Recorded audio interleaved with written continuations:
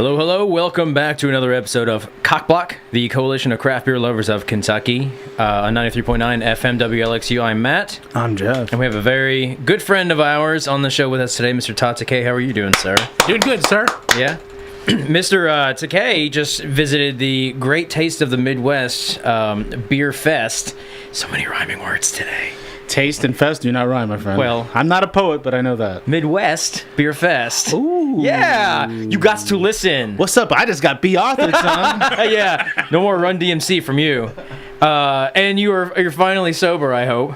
Yes. Working on it anyway. I should be ready for work by tomorrow. Well, we'll get into some of the great things going up there because I know they had a lot of good stuff on tap. I was checking out some of your posts, but we'll start the show like we normally do and talk about the kind of beer that we've been drinking over the past week, which I guess would include what you about 1,000 beers from Todd. I know, yeah. Let's save him for the grand finale. What have you been getting into? I just had about literally half an hour ago Ethereal Fadtastic. Yes. Volume number 1, apparently. Yeah. How did you like it? I guess indicates there will be a volume number 2. Well, we will actually get into that. But So, Fadtastic is the hazy IPA that was brewed by Ethereal. Correct. It is the COCBLOK beer. COCBLOK, yeah. This was a collaboration with us, and we kind of had the input. We had no hand in making it whatsoever. But we told them what we wanted, and they're like, yeah, it sounds good. Well, I'd missed the release on Wednesday of last week. Over at Pazos, because I was out of town, so I thought, well, that's it for me. That stuff will be long gone. And Pazos, of course, does not update any of their websites, so you have no idea. I was across the street at work. You have no idea if there's anything on tap or not on tap at Pazos. They don't want to update, I guess. Yeah. What is this thing about people not updating their websites lately? There's a lot of places around town that refuse to let anybody know that they have beer. Yeah. Like, the whole object of being in the beer business is to sell the beer. Yeah. So let the world know you have beer. Yeah. But I don't know if it's still on at Pazos, but I did notice that Ethereal had it on and went over there before the show, and I enjoyed it. Nice, hazy, hoppy, a little tropical.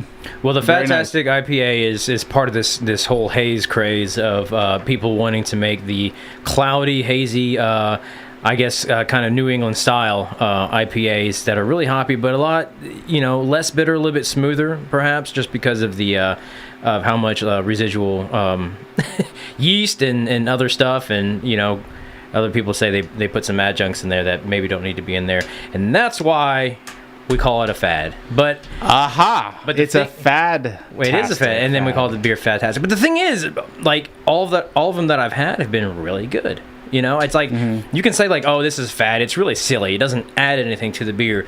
But everybody that's making them, or like is making them, properly, they've been fantastic. Right. And Mirror Twin just released a couple. They released a second batch, but I remember Hazy but Lazy. Hazy but Lazy, and that I remember when that first one came out, I was like, this is the best beer they've ever made. I think so. And the style is definitely popular right now. So that was fun to do. It tastes great. Yeah, and it's a very good. It's less filling. That's right. Thanks, Miller Lite.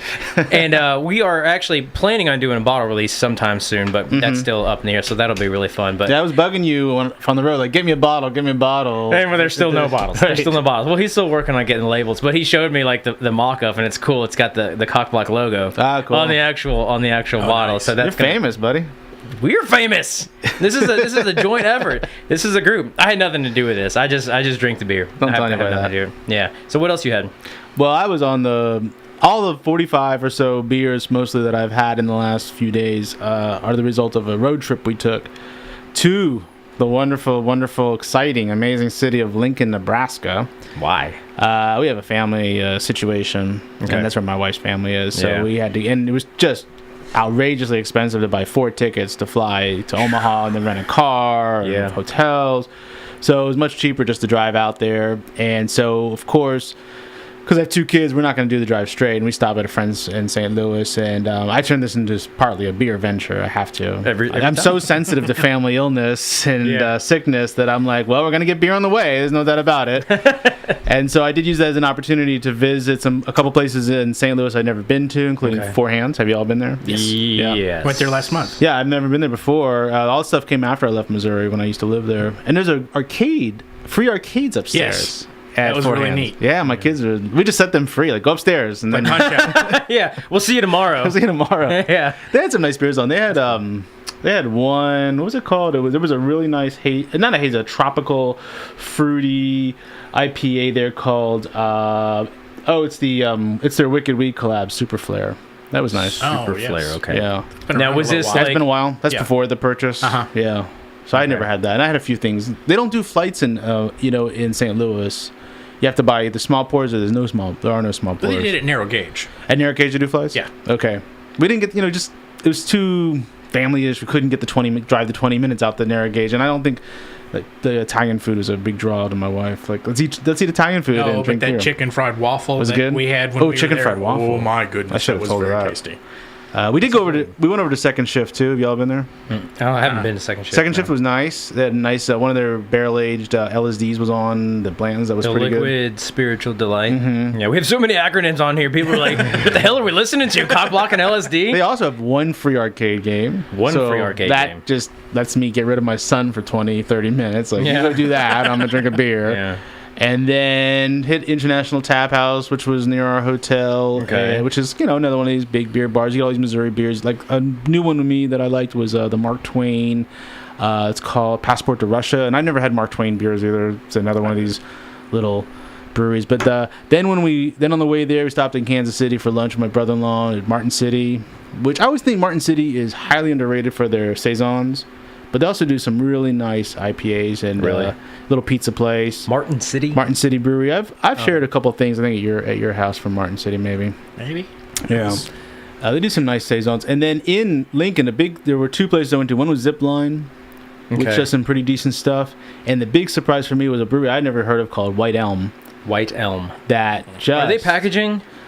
Actually, I think we did notice in a Hy-Vee or something some White Elm. Okay, because I feel like I've had something like from a can from them, or and something. Maybe some cans I saw, but there was all the stuff I think I had on draft was really good, except for one that just killed it, is Marshmallow Stout. That was kind of Omnipolo's quality, pure adjunct, just marshmallow vanilla. Marshmallow vanilla. That is that like an 80s reference right there? Yeah, one of the great hip-hop bands of all time. Yeah, and no lip-syncing here. No, none at all. And it was just beautiful. And so to mix with all the sadness of the trip, I had to mix that up with some beer drinking, obviously. And my brother-in-law is a big beer drinker, too, so that helps to say, I got to get out of this house, man. Yeah. Let's hit just a couple tap rooms and escape this madness of Midwestern Christianity, weirdness and disease and dying, and let's just go drink a couple beers somewhere. Yeah. Well, that's cool, man. So you got a little bit of a positive spin on there. I have to do it, yeah. But so that's been more or less my drinking for few. Surly's in Nebraska now. Yeah. Which was interesting to see, and the Citra X something like that I had on the can was fresh and good. But you have to be careful because we also bought, just for hanging out, some Furious. Yeah. And they put them in those boxes, so you can't see the canning date on the bottom. Yeah. So it was a June canning. It was like So you got a malty and some of the overaged. And I bought same with the Firestone Walker, Leon versus what's it called? Leo versus Urus or something like that. It's in Ursa, right? Yeah. It's in those boxes. Yeah. And it was also of a June canning. So these, they enter these markets and the stuff just sits there, like, why can't we get Firestone Walker? Why can't get Surly? Although it would probably sit here too and nobody would drink it. Yeah. That's the thing. There's so many breweries now that saturation is starting to become an issue. I went to bring my friend in St. Louis some West 6, and I didn't have time to go over to the tap room, so I just went to the Beaumont Liquor Barn. They have pallets of West 6 sitting around. You think, well, I'll just grab some of it, and I turn them over, and they're from March. Yeah. They've been sitting there that long. Old, yeah. They're so old. Past their prime. It's crazy. Yeah. So no one's buying all that West 6 sitting in piles in the Beaumont. Yeah. We kind of talked about this, about like distribution and stuff in the past and how stuff isn't selling. But is it a question of, are we over, expecting demand, or are we just not really pushing beer like we should? But I don't know what's going on. I also noticed bunch of Schlafly. I think Schlafly's kind of either given up on Kentucky or the distributor's given up on Schlafly, because I saw a lot of Schlafly there that never made it here. Really? They're solid brewery too. The new double IPA is not here, and it was all over the place. What is their new double IPA? It's called double IPA. Okay, that's Very creative name. Yeah, and I picked up a Bomber 750, which I'll share at some point of some batch something. I was like, I've never seen this before. From Schlafly. Yeah. And they're out of St. Louis. Out of St. Louis, but Kentucky used to be a huge market for them. They used to actually do one beer, a bourbon barrel. It was called Bourbon Barrel something, and it was only a Kentucky distro was beer. It a stout? No, it was an ale. Was it an ale or something? It was like something that it was a bourbon barrel aged beer, and they only sold it in Kentucky, and they don't do it anymore. Yeah. Yeah. Okay. So, well, I'm sure we'll still get like 28,000 pallets of their pumpkin ale. Or we'll get American IPA like 5 months after it's made. Yeah, Grapefruit IPA made in 2016. Right, and it just sits there forever. No one buys it. It's solid. I guess stuff maybe I'm starting to back up from. Oh, I love Schlafly, first of all, but I'm starting to back up from my market positions. Maybe there's just too much. I don't know. Sometimes I think there's not enough beer, and other times you see how much stuff is just sitting there. Yeah. I just don't think there's enough beer marketing. Maybe that's the problem. We'll touch on that a little bit about some of the breweries and like closings and stuff. It's funny because we're sitting here talking, and I'm starting to think about like topics to cover. And it occurs to me, like, we need to, like, tell people at the beginning of the show what we're going to talk about. But honestly, people, we have no clue. No, we just sit down and go, what do you want to talk about? Yeah, what do you want to talk about? Well, let's start talking about beer, and then we'll just kind of go from there. We're and we'll see what happens. Yeah. And I'm sweating. Are you sweating? Yeah, I'm sweating. It's hot in here. Shirts off. Oh, okay. Whoa, Todd. I told my wife I was going to take my shirt off for the show today. Yeah, that's exactly what That's too noisy, let me know. No. No, I think it's good. Yeah, get the airflow in here. It's always hot in this. So what have you been up to? What have you been drinking? Nothing much, man. Nothing really exciting. I've been really busy again. That Fantastic I thought was really good. We did the Pint Night release at Pazzo's last Wednesday. It was a really good turnout. I talked to the owner of Pazzo's over there, Tom Baer, and he's the one that he was the one that put all that on. He approached me. We had kind of discussed this earlier on when it was in its infancy, but he approached me, who was like, hey, do you want to do a pint night for Pazzo's for COCBLOK? And I was like, well, hell yeah. And he's like, okay, you let me know what beer you want to put on, and we'll put it on. So I start looking through some of like the different breweries that they have and trying to find something good. The thing is, with COCBLOK, a lot of these guys are hardcore beer nerds. Right. So you can't just get something that they can get anywhere. You can't put Ryan Guy's Truth on. Yeah. They're not going to show up. It's kind of insulting, honestly. You know, it's a good beer, but it's like, why would I go there? We're awful. Yeah. And granted, like, the whole thing was kind of fun to do like a COCBLOK logoed pint or a glass to give away. But at the time, I was actually sitting over at Ethereal and talking to Andrew Bishop. I was like, hey, dude, you want to make a beer? And he's like, yeah, all right.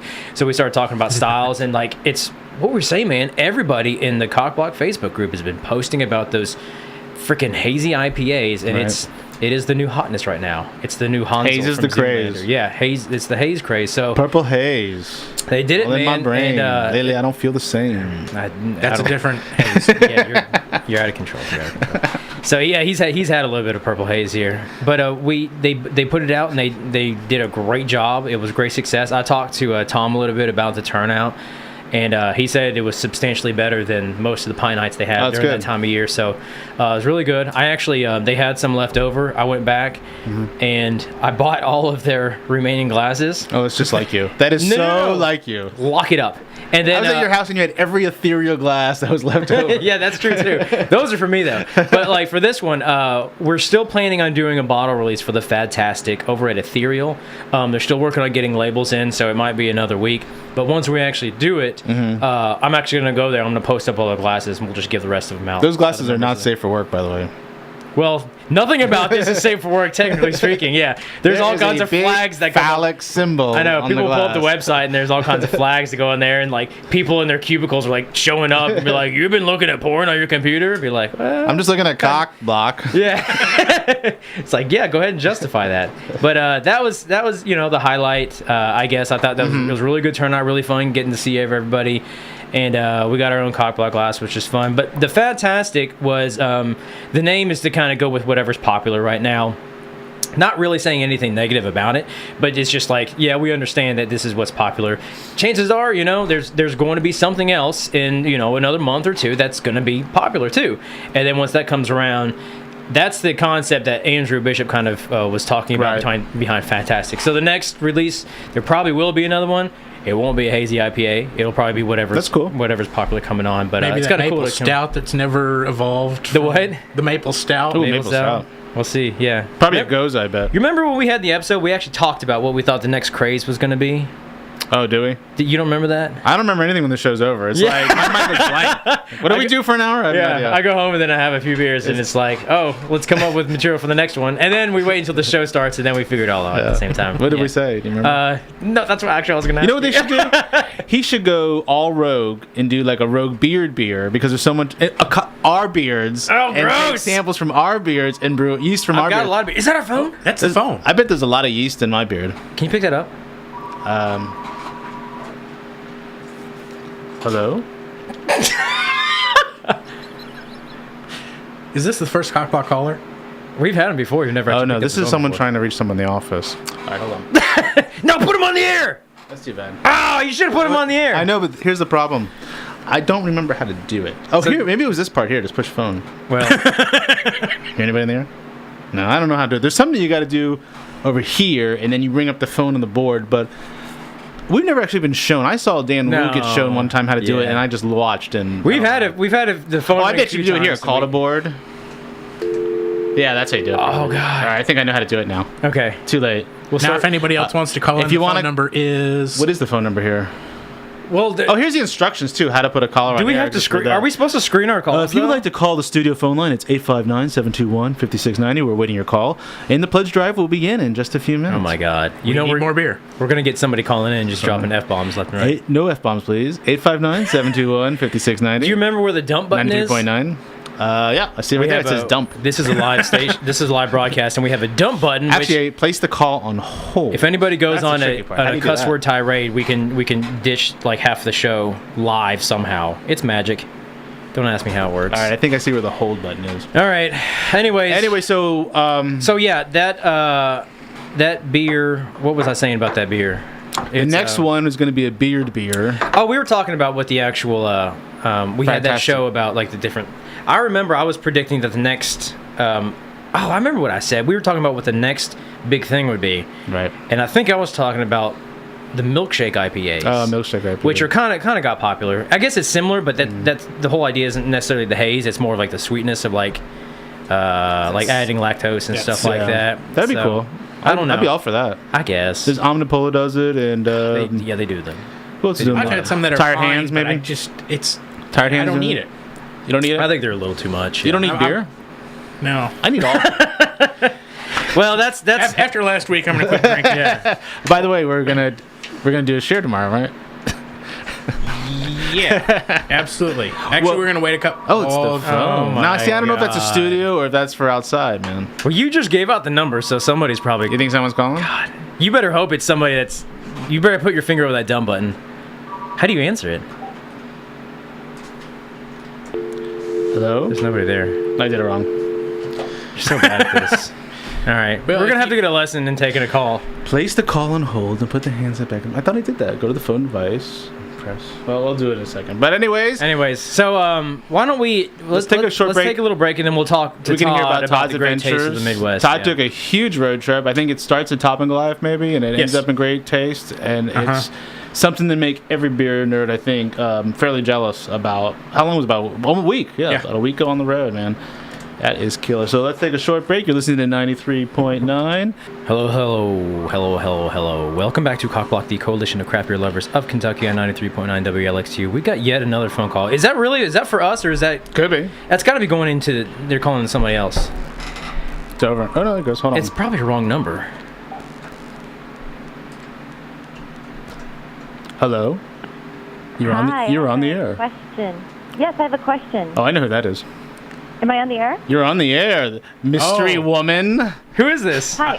Hello, mystery woman with tattooed arms. You're on the air.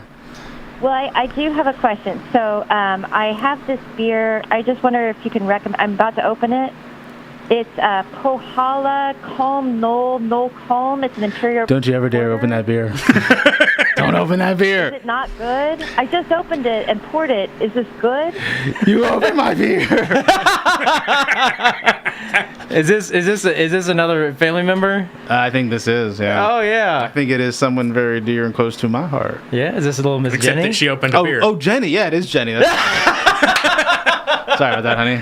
Love I'll you. be honest, I don't like it that much. Yeah. But Did you drain pour it? I'll save it for you. No, I think what you need to do is take a picture of you dumping it into the drain. Yeah. And then like giving a thumbs down, and then send him the picture. I'll Yes. just put some aluminum foil over the top, and it'll probably still be good when you get home. Probably. Put some aluminum foil over the top, and then leave it outside. You guys Microwave are doing it. a great job. Yeah, Well, thank you, honey. Thanks for calling. Bye. Bye. that's awesome. Yeah, she Were you always wanted to call in, I think. Okay. Well, it Was shows that she's listening. I know. Yeah. Was that her like calling like 3 times trying to figure It out? might Wait, have been. So you know how to do it now? It looks like I know how to do it. And the thing is, that did happen once to us that I went out. When we were in Tel Aviv, and I had a beer I was saving, and I went out with some friends, and when I came back, she had drunk my beer, and I was so mad. I was husbandry mad. But anyway, so That's Todd awesome. Takei is here Thanks with for us. calling, Jenny. Let me know. Todd Takei is here with us. Todd's a good friend of the show, good friend of ours, and he made an epic beer trip last week with his wife and a bunch of other folks from Lexington, group. from the group, from COCBLOK. Yeah.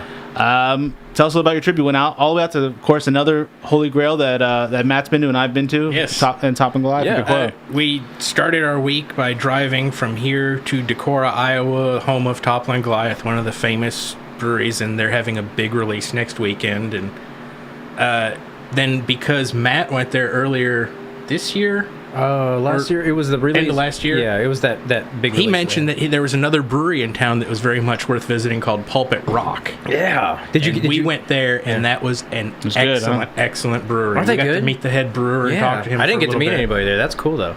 Well, when I went, it was like hectic because everybody was there for the what's the freaking Kentucky brunch. Yeah, or- KBBS. Yeah, Kentucky Brain Brunch Stout. So it was just like they were wall to wall. Like they didn't have standing room when we were there. Like it was nuts, but it was all overflow from Toppling Goliath. So we got to talk to him and ask him if the brewery was going to go to Great Taste, and he said, "No, but there's this little secret that nobody knows about. We're going to the Funk Factory pre-party in Madison on Friday." Nice. So we're like, "Oh, well, we're going to that. We'll see you." You did you know about it already or no? We knew about the Funk Factory pre-party, but no, that was the first word anybody had heard because Funk Factory never advertised It was a secret. that Pulpit Rock was going to be there. They also Yeah. never advertised that Angry Chair was going to be there. Nice. Ooh. Angry Chair out of Tampa, Florida, right? The Yeah. Diabetes Brewery. Yes, one of many now. Yeah. Lots of sweet beers, sweet Yeah. stouts. So after that, we went to Minneapolis, St. Paul, and hit Surly, among others. And then we had 5 or 6 breweries in 2 days. And 2 of the best that we had were Barrel Theory in St. Paul and Wild Mind in Minneapolis.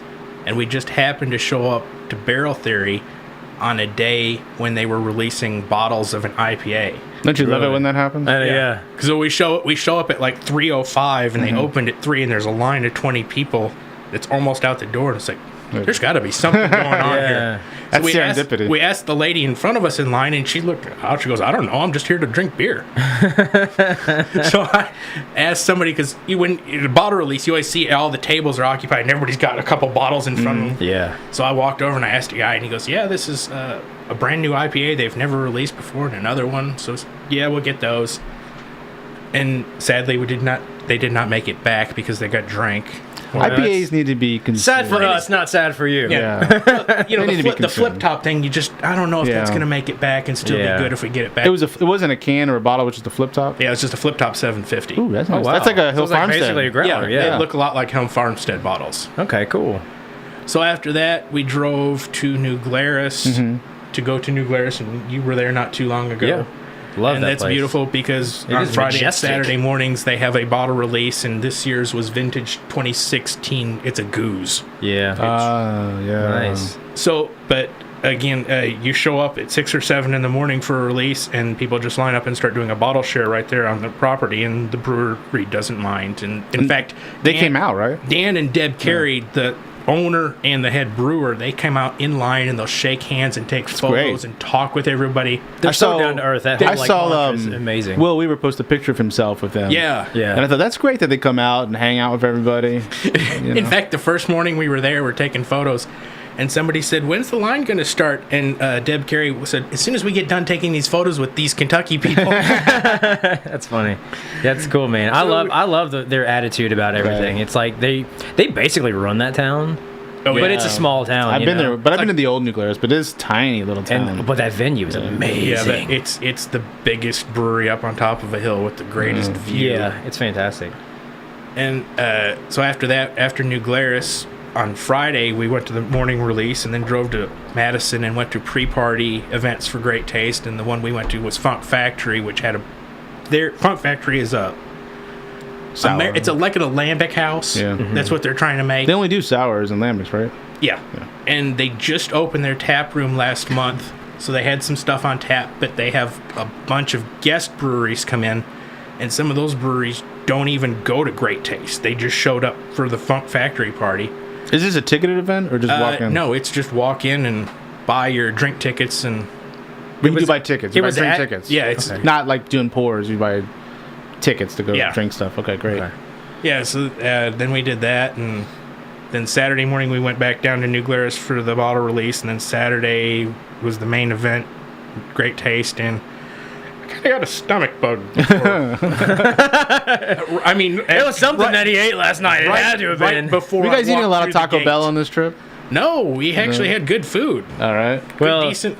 Yeah, don't tell him about it. It's all subjective to him, yeah. You could go to like a 5-star like restaurant and he'll be like, "Oh, that's garbage if it wasn't made by some Swedish chef in the back of his chalet with his bare hands." With his bare hands, yeah, exactly right. Yeah. So sadly, in about the 4 hours we were there, everybody else did a lot more drinking than I did. I got maybe about 20 samples in. Only 20. Only 20. Now again, for people that are listening, people hear that and they're like, "Oh my God, how are you alive?" But we're talking 2 years ago we did 78. Yeah, but we're talking about small pours here. All of Great Taste. It's just one big session, or they do it in those sessions? No, it's one big session. It's just a 4-hour session? Yeah, and then there's some timed releases during the session or all over the... But yeah, it's mostly you just go to a tent and just go from one station to the next. And it's unlimited once you buy your ticket. Yes. That's great. Okay. Cool, man. That's cool. And so when you go and you're doing all these bottle shares, I mean, literally, how many bottles do you bring with on the road to give away or share when you're at all these little places that you're stopping? Between bottle shares, giveaway beers, and trade I had lined up, I took about 20 beers. 20. And I got rid of all of those. Like bombers. And I ended up... And then we did bottle shopping and bottle releases. I think I came back with about 30. So there was did you have any room in the car to sit? No, and that was the other problem was since we went up before the event, it was just Michelle, my wife, and I. And on the way back, we met up with 2 people that came up from Lexington with Will Weber. Yeah. But Will Weber was going on vacation. His family's from Wisconsin, so he stayed up there an extra day. So we had to bring 4 people back with all the bags. You brought 4 people back? Yeah. And whoa. So that's cramped. Will has a case of beer of mine that I just gave him, and I said, "Yeah, bring that back when you get back, because we don't know where to put it." Yeah. And that's where a lot of the our riders' beers are. we could not have bought another beer and got it in our car. Yeah. And we bought a lot of cheese too, because Wisconsin and cheese. Yeah. So that was one whole cooler full of cheese. I remember we went up there and we rented a car when we went like late last year, whenever we went. And there's 3 of us in the car. It was me, Jason Hale, Kyler Ballard, right? And we rented a one of those the Jeep Renegades, and they look kind of roomy, but they're like when you get inside, it's about the size of a RAV4. That's what I have. Yeah. Yeah, and then so we had 2 people in like the front seats, and then like on the ride back, I actually sat in the back, and we had like 2/3 of the seats folded down, and then the entire trunk crammed literally to the ceiling. Right. Like we were shoving stuff in between and wedging it all the way up until the front seats, and then you have like this back seats essentially like just like this little cubby where it's just like wall of a door and then wall of like coolers piled with like other beer cans and stuff like that. Like we were literally like as full as we could go. We could not have. That's how I imagine our drive back from CBC in about a month. It probably will be. We're gonna have one of the Trillium request alone will be big. Yeah. But that was like I was astounded. Like, and the problem is it's like one person. You go on a beer trip or beer road trip or even go on vacation and you have a good selection. You want to bring back some stuff. But for beer nerds, that's not like, hey, I found a 6-pack and it's cool. It's like, oh, hey, I got like 6 6-packs, 4 bombers, 3 750s, and like 6 growlers. And it's like, and my MasterCard bill is now maxed out. But it's not all for you. You know, you share with people and like you trade and you do stuff like that. You times that by 3. And it's like, we got luggage and it's cool. We went up there and we had plenty of room, and you come back and everything's, it's like tripled, just like how much you put in. Jason was telling me for our trip, he's like, I'm not even bringing a suitcase. Just bring a toiletry bag. Bringing a backpack. We need to get one of those like mules that you put on the top of the car that you can like fill with like luggage and stuff like that. We're going Chevy Chase vacation. Right? Yeah. Oh, yo, what's up? I bet you can rent those. Yeah. Or we'll just strap you to the top and you can hold on to I could do that too. I'm really strong.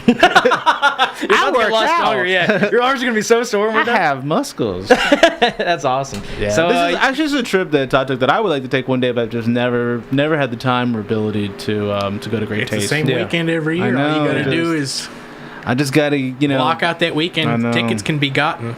Yep. There is a local source. If I hit him up early enough, it's possible that he could supply me with and the other thing is you can find tickets all over Madison for face value because nobody secondary values tickets. If you do, the event will find out and they will call you out. I mean, they were posting eBay things where people were trying to sell it, saying nobody buy this, you can get face value from people, and people were just saying, I got tickets. Who wants tickets? That's cool. I like that. We sold tickets because a couple people that were gonna go couldn't go, and I just at face value. Yeah. And then they give you the face value and they give you a couple of thank you beers, and that's cool. That is cool. So you definitely enjoyed it. Recommend going. How many times have you gone? This is our 3rd year in a row. Okay. And how long have they been doing it? This was the 31st year. Oh wow, that's been around long. So they've been 31 years. Yeah. I had no idea. Did you know 31 years that? of the Great Taste? Yeah. That's insane. That means it's tasted good for 31 years. Yeah, but you could imagine like the craft beer movement. 31 years. But it's like JBF in the early days. There would only be a few people 31 years. Yeah, New Glarus wasn't even there 31 years ago. There was just homebrewers probably just Shell. Maybe Shell would. What's it called? Shell, which is real August Shell.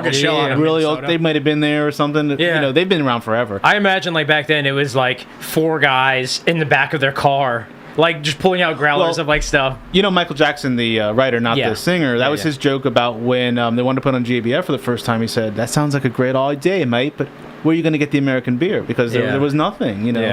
Sierra Nevada. I mean, there would be Pete's Wicked or something like that back then. I don't even think that wasn't even around 30 years ago. Well, Sierra Nevada has been over 30. Yeah, Pete's was not 30 years ago. It was 25. Yeah, probably closer to that. Pete's Wicked Ale would have been closer in the 25 range.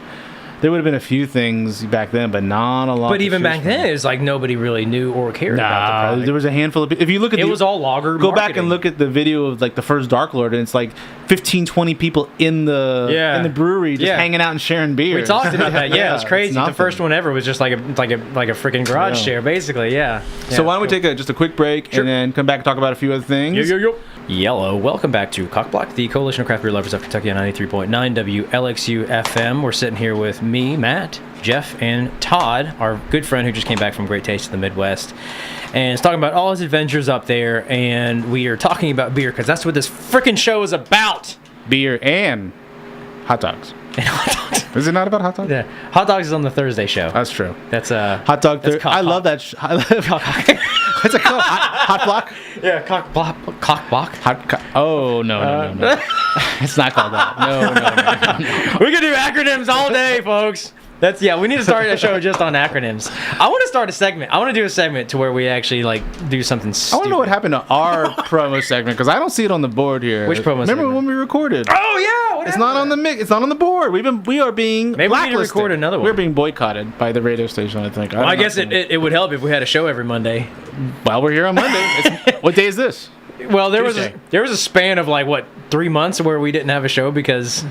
I'm going to blame you. It's your fault. That is my fault. It's always your fault, man. It's my own. I guess it's hard to advertise a show every Monday when you don't ever play it on Monday. But we are back, guys. Mm-hmm. It's business is slowing down for me, so I got some time. So you have no more money. So I have no money, so please donate directly to COCBLOK. But no, this is fun. We enjoy doing this. We do have a YouTube channel, bit.do/COCBLOK COCBLOK. Well, if you want to watch this stuff. Who's going to remember that? Bit.do COCBLOK. Wow, that is insane. Why don't you get one that says hi? Okay, I tell you what, you book that, you register that website. It's a different show too. Is beer.com available? You think is that going? No, I'm sure it's available. But we put our shows on there, although I'm behind 2 episodes on there too. But I'm getting them up there. we talk about beer. We like to talk about Kentucky beer and the influence on the community around here because honestly, it is a very vital product to our economy around here. That's right. And I think the whole industry has really, provided a boon for our society. Although we have so many breweries now that everybody's starting a brewery. Everyone's starting it, in their garage, in their basement, and everybody's getting the licensure they need to do that. And you see a lot of these smaller guys now, there's people that are starting to suffer. And I think the issue is we have more breweries now in the country than we've ever had in the history of America. What's it, over 5,000 now? It's some insane number of breweries, but a lot of these are these little mom and pop shops. And we were talking earlier, a smaller brewery up in Cincinnati. In Cincinnati, Blank Slate just closed their doors, and it's kind of sad. But you think about all the other breweries that have been opened up, all the other options we have. We talk about distribution, everybody coming into our city. Like, there's only so much room. Well, I think, and what I saw it online posted, I guess he put up on his Facebook page that going out of business immediately. Yeah. A lot of the local brewers seem to be shocked because they all know each other. And it's a small knit community, particularly in Cincinnati, Northern Kentucky. Yeah. I've only had 4 of his beers. I thought they were all really good. I've had a few of them as well. And I thought they were my solid. understanding, he was a one-person operation. Yeah. it was him. Yeah. And then maybe he had a couple other employees that was trying to pay to do things, but it was one person trying to make enough beer to satisfy his share of the market. Yeah. Plus, now this is where I'm not entirely sure what happened, but it was alluded to there were some distribution issues with his distributor, and that may have caused him some problems, because that's the thing, is you need money to make money once you enter that phase. If you want to go into distribution, you need capital. You got to buy the cans or the bottles. You have to produce enough product to satisfy the retail outlets that you're going to. And if they sell it all out and they say, well, okay, ready to place another order, and you don't have enough money back, you don't have enough cash back to produce more beer, you're in trouble.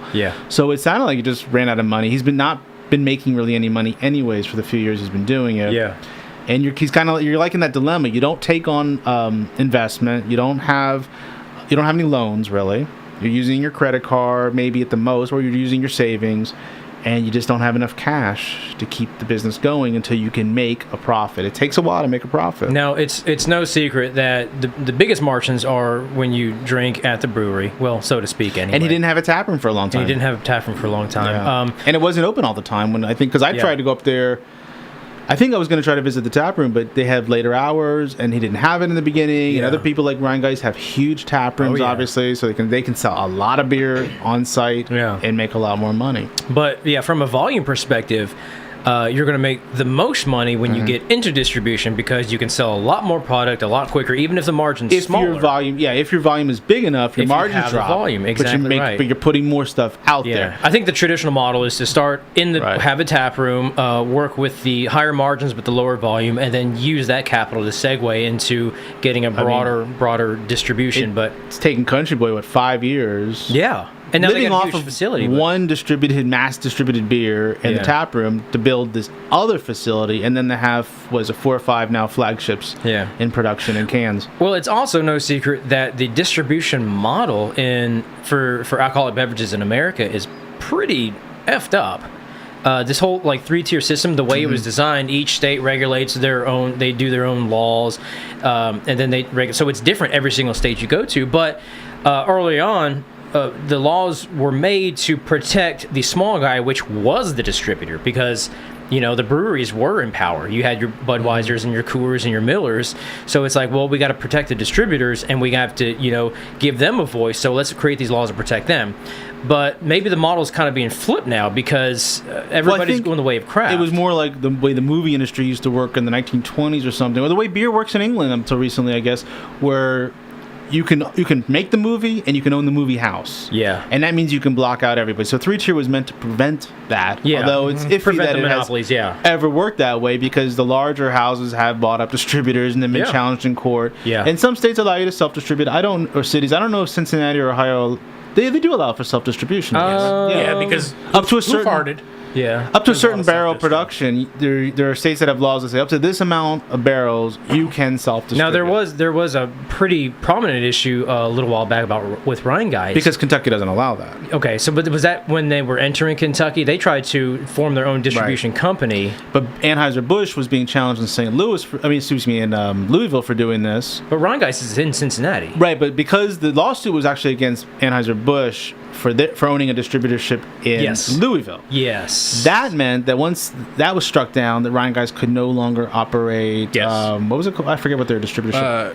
Ghost? River Ghost. River Ghost. They couldn't Yeah. operate River Ghost. Anyone had to sell it. And they made some nice change. Of course. Yeah. But it's sad to hear about blank slate, and of course we'll hear about others that won't be able to make it for one reason or another. But some of the critiques I think were really interesting from other brewers in Louisville and the Cincinnati area, saying, "Look, to be in this business, you have to sell beer, but the thing is, you got to sell other stuff too. Yeah. You got to sell community. You got to sell the tap room. I mean, think about the tap rooms in town that do really like West Six. Yeah. Yes, West Six makes really good beer now and a lot of beer, but there's food there. But there's yoga there. But they're the bicycle guys. But there's the running club. But, and they're able to create an environment. Yes, it is. And that some tap rooms can get away without having an environment, but a lot of them you need an environment. You need a reason why people come here. I think the success of Rock House and Mirror Twin, for example, will depend largely on the environment and the neighborhoods they're located in, buying into the idea of having a neighborhood brew pub. And once that logic sets in for the neighbors, they're going to do really well. But that takes a lot of work because those folks who've lived in North Lyme or live in that neighborhood maybe aren't used to the idea of, hey, let's take the family out and have a beer. Or let's go out today and have a beer after work. Yeah, there's a lot of the breweries around here. You can usually attribute something like that to them, and West Six is. Most of their notoriety comes from their events. They're great at events. Yeah, and they're like giving back to the community, which is great. And it's funny because you talk to our the small group of really hardcore beer guys that are all about like quality and like the next big thing coming out. And honestly, when you're talking about local beer in Lexington, Kentucky, local Central Kentucky, West Six doesn't come up a lot. Their name doesn't, but they're still probably the most successful brewery in Lexington because they got the yoga night, because they do all the events and all that stuff together, it works in their favor, and it's not about beer. Country Boy has kind of got the kind of country boy shtick. It's their namesake, and they got this like small neighborhood bar kind of feel.